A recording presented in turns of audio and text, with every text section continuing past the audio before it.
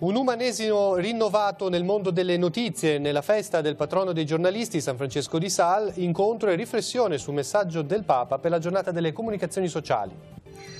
Oltre 95.000 euro dai fondi di protezione civile della Regione per le 2 zone collinari di Rapallo, interventi programmati per la strada di San Martino di Noceto e la provinciale per Montallegro, questa mattina il sopralluogo di Giampedrone. Un gruppo di auto mutuo aiuto per affrontare il lutto per il Natale lo sta organizzando l'associazione Amali. Gli incontri si svolgeranno all'ospedale Galliera di Genova.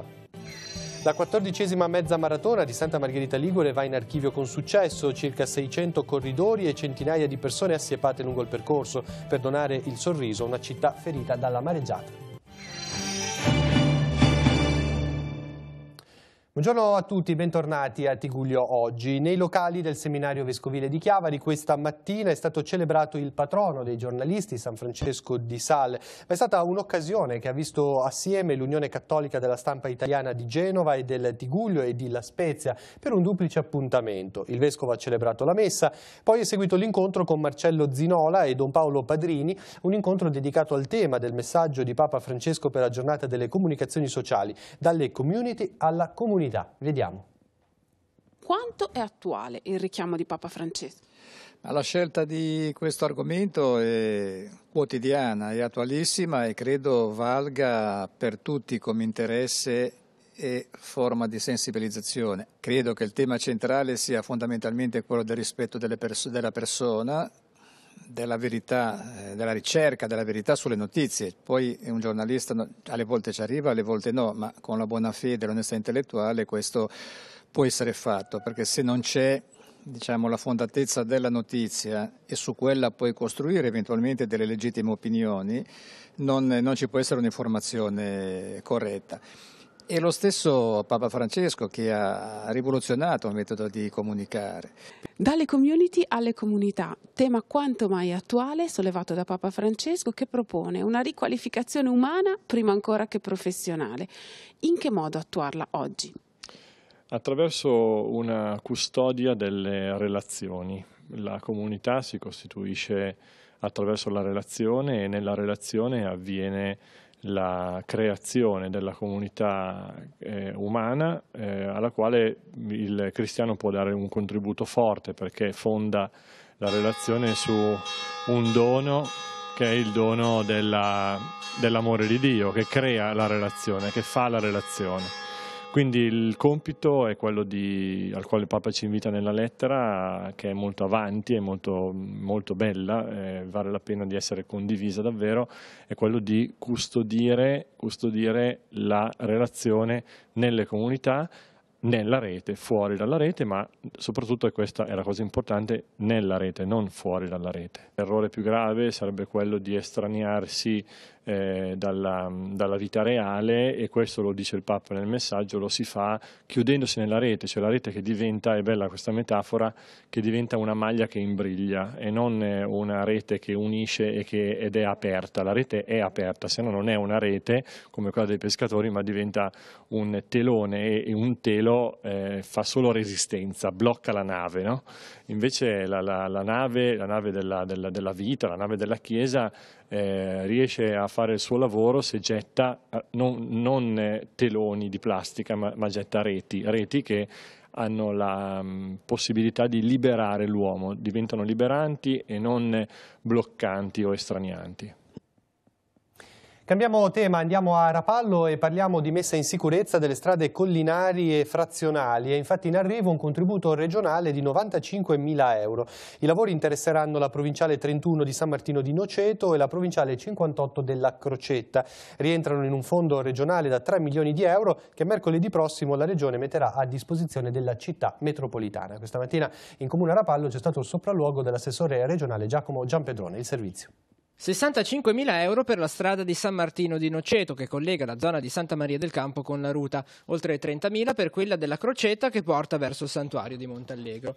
In tutto oltre 90.000 euro per 2 interventi stanziati dalla Regione Liguria al Comune di Rapallo nell'ambito dei fondi ordinari di protezione civile. Abbiamo lavorato da prima di questa emergenza per arrivare a quella che sarà una delibera che sono venuto ad annunciare oggi, che porteremo la settimana prossima in giunta e che stanzia appunto questi queste risorse anche per il Comune di Rapallo sono risorse poi più ampie, evidentemente, perché è una delibera da 3 milioni da distribuire su tutto il territorio regionale, che va proprio a evidenziare questi piccoli interventi a favore delle province, a favore dei comuni, che credo siano un segnale di grande attenzione ai cittadini anche di colline, di zone di entroterra, che sono magari spesso dimenticati, ma che invece meritano una grande attenzione da parte della Regione e anche della Protezione Civile, perché una strada che non può essere utilizzata, una strada di collina, evidentemente è anche un tema di protezione civile per raggiungere dei cittadini o per permettere a loro di raggiungere le proprie case.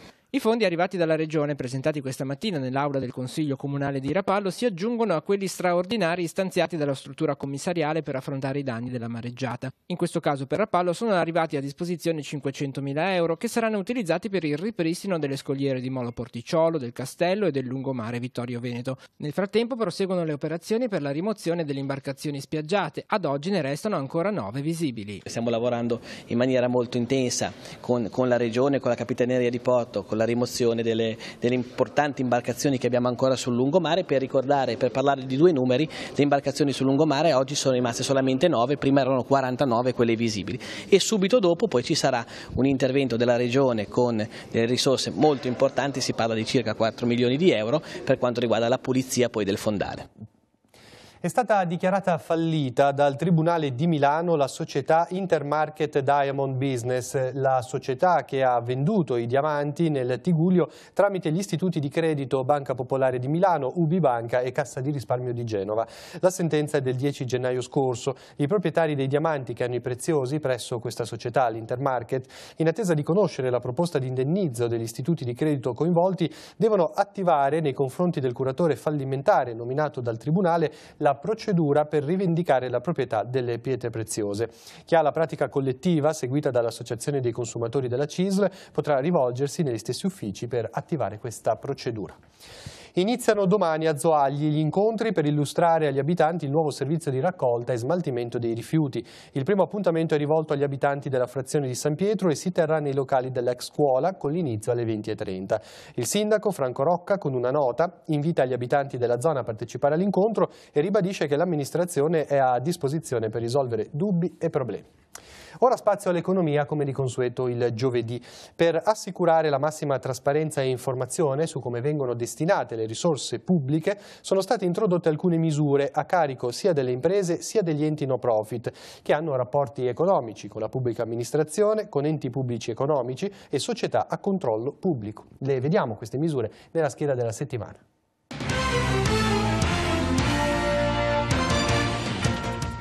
Le società dovranno pubblicare le informazioni relative a sovvenzioni, contributi, incarichi retribuiti e ogni vantaggio economico ricevuti nell'anno precedente nelle note integrative del bilancio di esercizio e di quelle del bilancio consolidato se esistente. Le risorse possono essere finanziarie ma anche strumentali.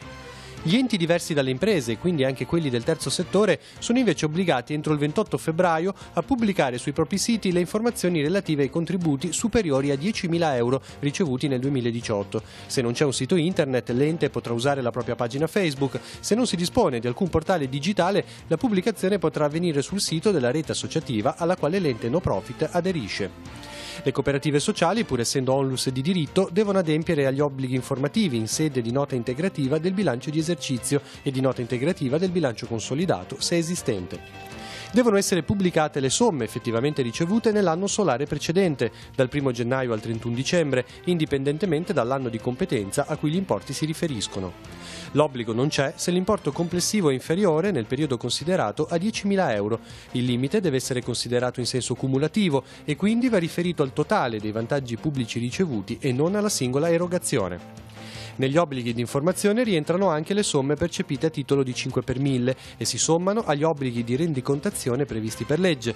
Pertanto, le informazioni da pubblicare, preferibilmente in forma schematica e di immediata comprensibilità per il pubblico, dovranno avere a oggetto la denominazione e il codice fiscale del ricevente, la denominazione dell'erogante, la somma incassata, la data di incasso e la causale.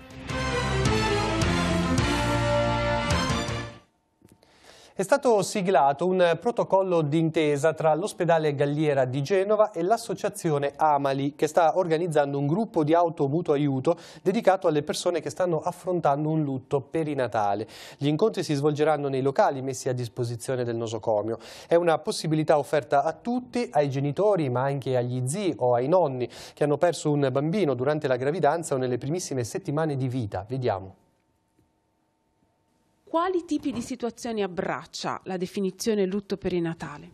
Allora, lutto perinatale è il dolore causato dalla perdita di un bambino in epoca pre- e perinatale, quindi dalle poche settimane di gestazione fino ai primi tempi dopo il parto. È facile farsi aiutare?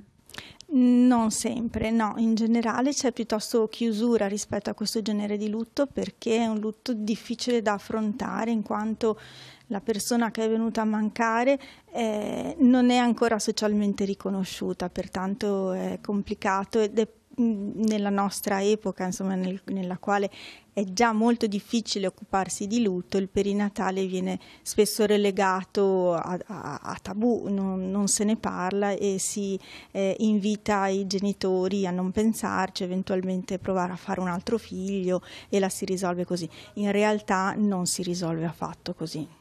Un gruppo di automutuo aiuto in che modo può sostenere queste persone, mamme o papà? Mamme e papà, ma non solo, ci sono anche gli zii, i nonni, possono essere sostenuti dal gruppo stesso, ovvero da persone che hanno vissuto lo stesso tipo di esperienza, che possono comprendere e conoscere le ricadute di questo dolore, di questa perdita, e quindi attraverso proprio il sostegno, la partecipazione e l'esposizione della propria esperienza si può tirare fuori quello che è il dolore e cominciare a guardarlo e a dargli poi una collocazione. Tutto ciò che viene detto all'interno del gruppo rimane nel gruppo, è un clima protetto, ci si può mettere a nudo e quindi riuscire in qualche maniera a ristrutturare e ripartire, trovare un punto su cui ripartire insieme. Per chi sente questa esigenza forse la cosa più difficile è fare il primo passo, successivamente poi si viene accompagnati. Certo, sì. Beh, il primo passo è il più importante perché è riconoscere di avere una difficoltà e non vergognarsene e chiedere aiuto. Chiedere aiuto è già il primo passo verso la ristrutturazione di sé. Chi fosse interessato può inviare una mail all'indirizzo funamboli.ama@gmail.com oppure telefonare o scrivere anche un messaggio WhatsApp al numero 347 63 61 044. Siamo così allo sport, parliamo della 14ª mezza maratona delle Due Perle che è andata in archivio con un buon successo sia di partecipanti sia di pubblico presente. La medaglia d'oro per gli uomini è andata a Primian Manirafasha, proveniente dal Ruanda, che ha compiuto il percorso in 1 ora 4 minuti 32 secondi. Prima tra le donne l'azzurra Valeria Straneo che ha tagliato il traguardo dopo 1 ora 18 minuti e 2 secondi. Primi tra i liguri Gebreanna Savio della Cambiaso Risso e Corrado Pronzati. L'aspetto più importante dell'edizione 2019 è stato il ritorno in una città messa a dura prova dalla mareggiata dell'ottobre scorso.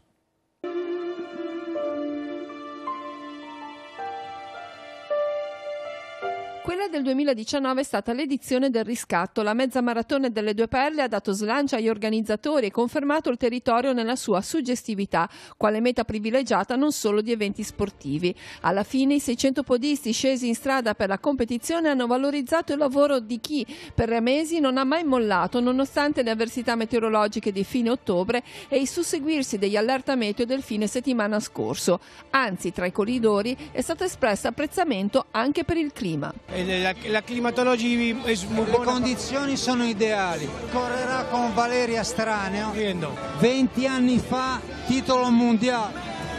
20 anni già di maratona Sevilla 99, very contento y bueno, y ya 3 años aquí en Santa Margarita, muy contento de volver otra vez. Tra i partecipanti molti abitué di quella che possiamo ormai definire una classica di metà inverno, tra gli altri anche nomi di spicco. Contenta, ho fatto facciamo un'ottima gara. Le vie di Santa Margherita Ligure sono state percorse da un cordone colorato e gioioso, ma ancora più suggestiva è stata l'immagine delle persone assiepate attorno al circuito. Ringraziare veramente soprattutto i cittadini di Santa Margherita Ligure, che sono stati veramente speciali in questa occasione, ci hanno permesso di fare questa manifestazione, hanno rispettato il codice della strada, togliendo anche le macchine sul percorso, veramente sono stati encomiabili.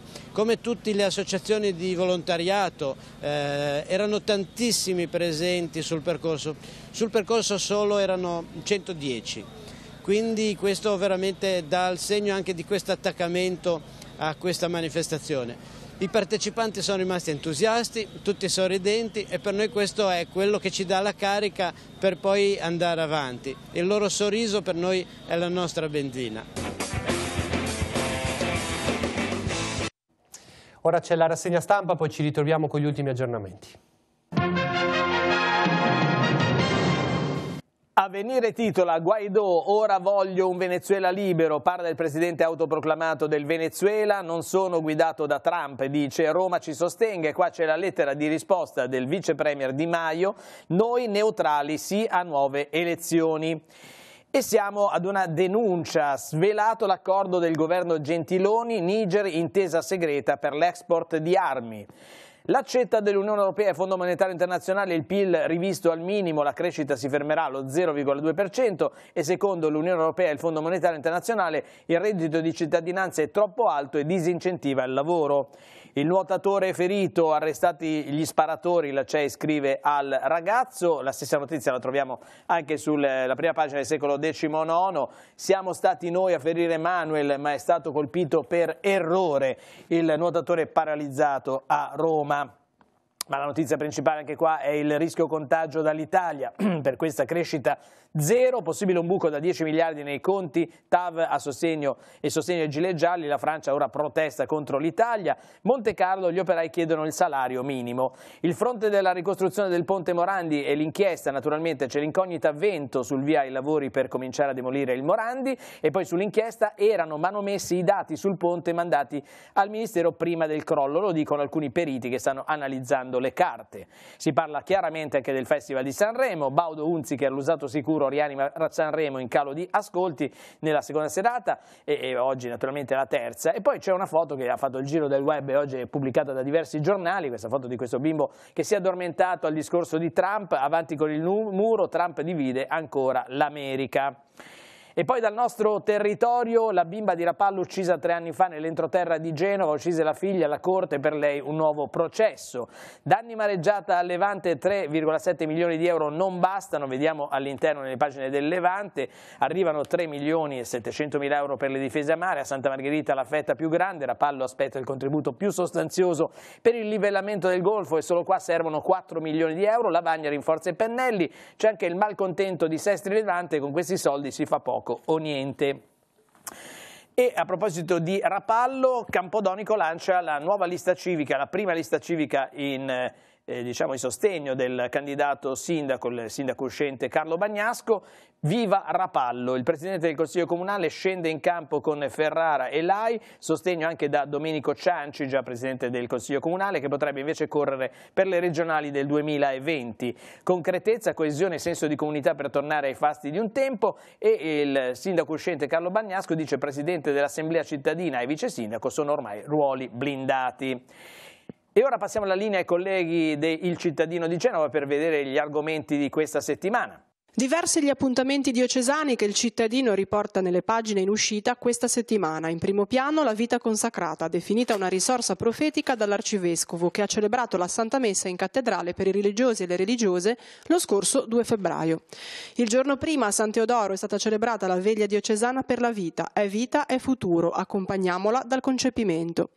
Inaugurata con la benedizione del Cardinale domenica 3 febbraio una casa di accoglienza al Don Bosco di San Pierdarena per minori stranieri minori non accompagnati.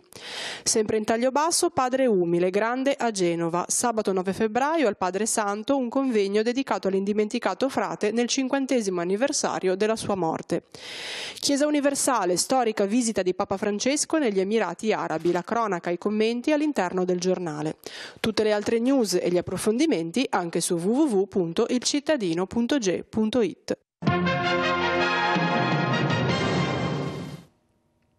Ultimi aggiornamenti dalla redazione, pronto Andrea Capitani, a te Andrea. Grazie Maurizio, buongiorno a tutti. La cronaca perché è in corso dalle prime ore di questa mattina a Genova una operazione dei carabinieri del comando provinciale. I militari stanno eseguendo in diverse zone del nord Italia una ordinanza di custodia cautelare nei confronti di 10 persone responsabili di associazione a delinquere finalizzata nel commettere truffe nei confronti di proprietari di auto di lusso, riciclaggio e contraffazione di documenti e assegni. Aggiornamenti nel corso delle prossime edizioni. Sono invece in corso indagini per stabilire l'origine dell'incendio che alle 22 di ieri sera è scoppiato in via del Caminello. I vigili del fuoco di Chiavari sono intervenuti a Lavagna per spegnere le fiamme che sono divampate per cause ancora da accertare. Il rogo ha completamente distrutto un furgone e un'auto, interessando parzialmente un terzo veicolo. L'incendio è stato spento dai vigili del fuoco senza particolari difficoltà e, come dicevamo, sono in corso indagini per capirne le cause.